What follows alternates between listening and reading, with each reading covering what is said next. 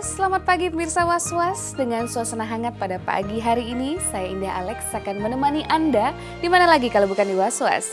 Untuk itu pastikan Anda jangan beranjak kemana-mana karena berita yang kami sajikan bukan sekedar berita, sebab Anda patut was-was sebelum menyaksikan Was-Was.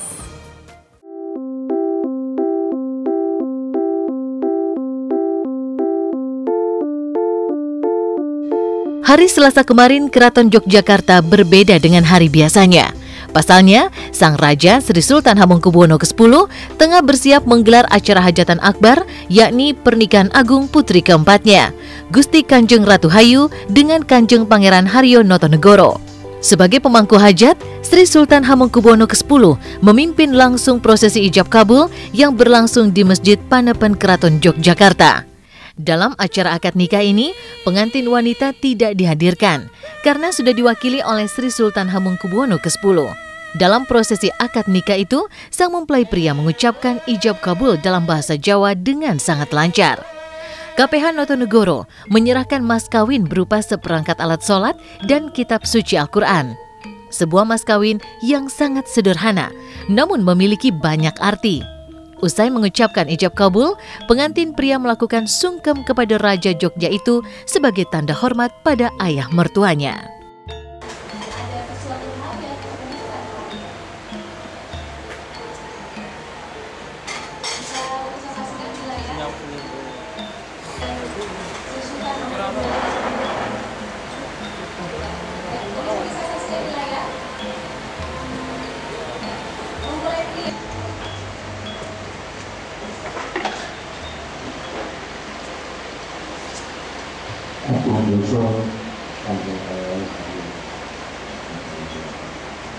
Mengerti unsur kabupaten Suro kalian dijalin putri Gusti Kanjeng Ratu kanthi mas kawin kitab suci Al-Quran lan kata-kata itu.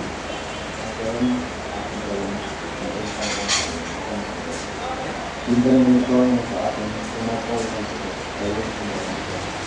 sedaya Kanjeng Sultan Hamengkubuwono ingkang dimuliaken.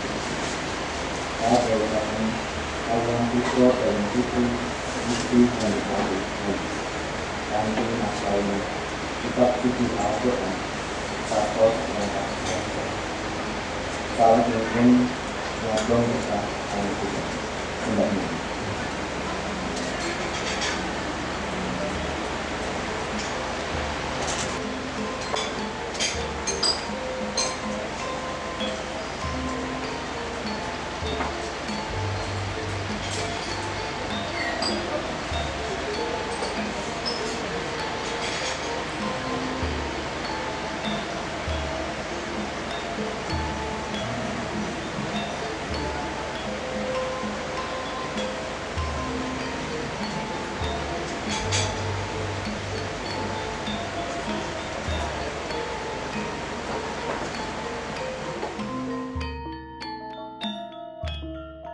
Bangsal Kencono Keraton Yogyakarta menjadi saksi bertemunya GKR Hayu dan KPH Notonegoro setelah disahkan menjadi suami istri.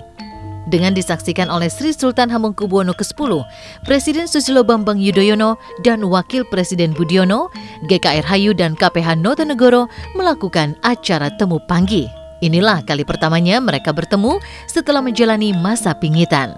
Wajah GKR Hayu yang malu berjalan mantap didampingi para kerabatnya serta kakak tertua sebagai pembuka jalan guna menemui lelaki pujaannya, KPH Notonegoro, yang telah bersiap menyambutnya dengan senyum yang tak kalah sumringahnya.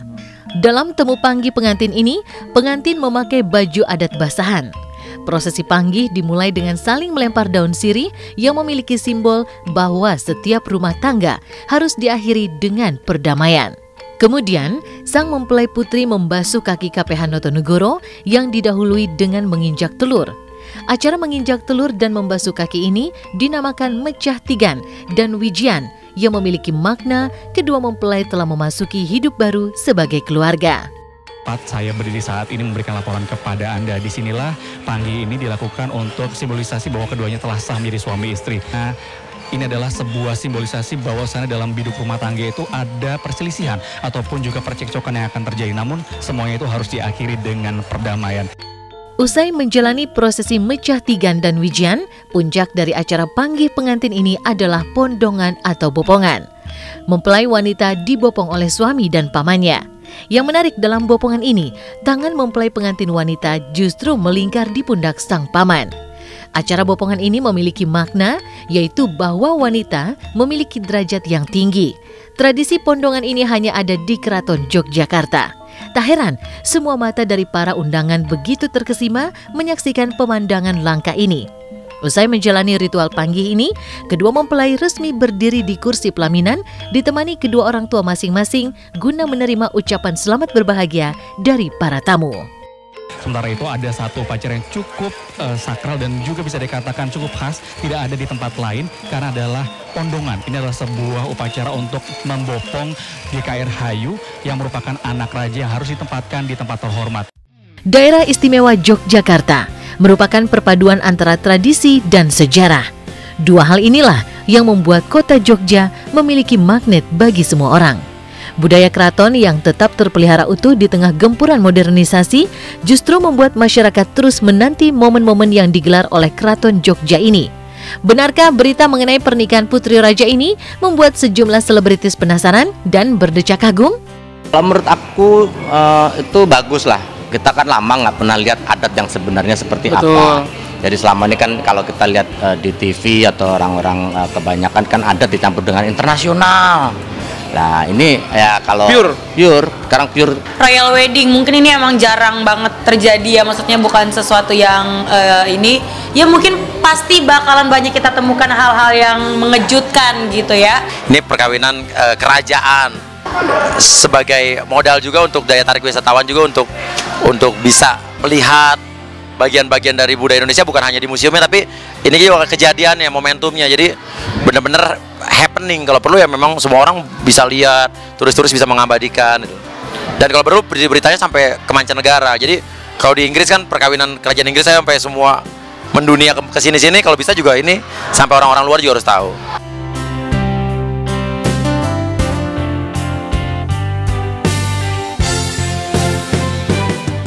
Terus nggak berani juga komentar banyak-banyak, takut seperti yang lalu.